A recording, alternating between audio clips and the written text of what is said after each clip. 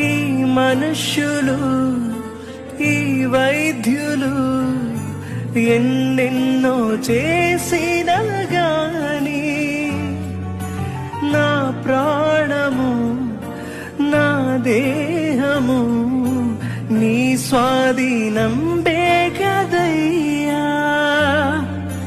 నా స్వామి నాతోనే ఉండి నా కాపరిగా నిలిచావయ్యా.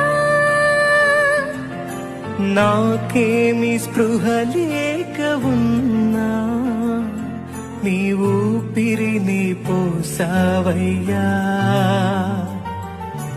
ఈ రీతి స్తుతించు